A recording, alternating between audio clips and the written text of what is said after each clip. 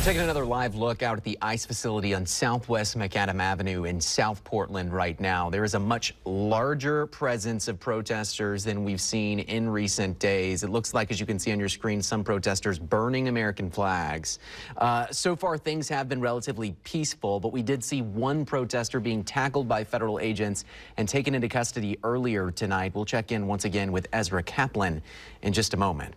To recap what's happened since yesterday, though, we now know that the United States government has beefed up the presence of federal law enforcement officers in Portland, around the federal building downtown and at the ICE facility on Southwest Macadam. We're still waiting to see when any U.S. troops will be deployed, and the White House is not giving any details.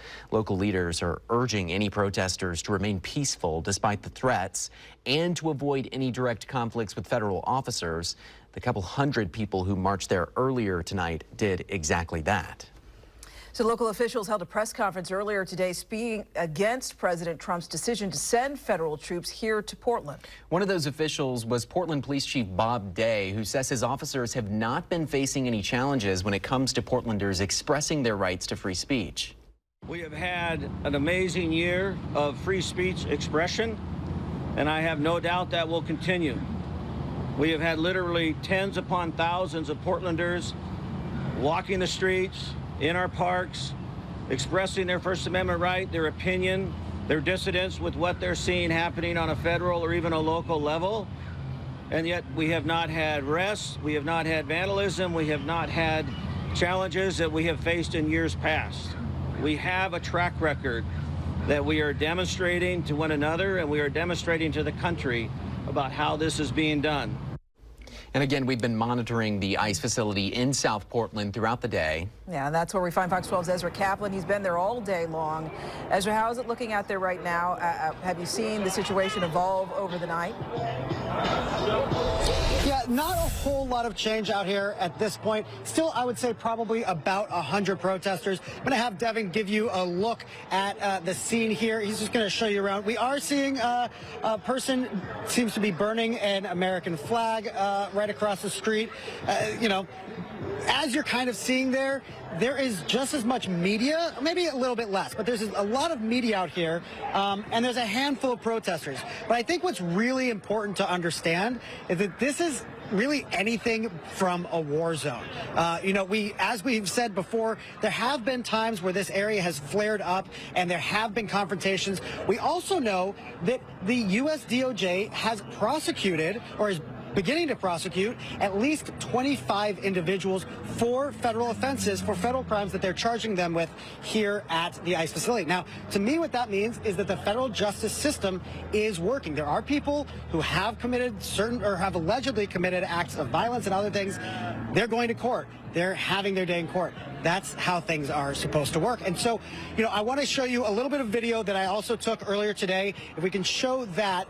That is a video that I took of what you'll see is a whole convoy of vehicles coming into the ICE facility, and this is something that we started seeing actually yesterday. Now, Fox 12 was the first to report on the arrival of more federal officers who began to amass in Portland yesterday. We had reporters across the city as convoys took off from the U.S. Customs and Border Protection offices in Northeast Portland, and then arrived at the federal building downtown, as well as the ICE facility here on South Macadam Avenue.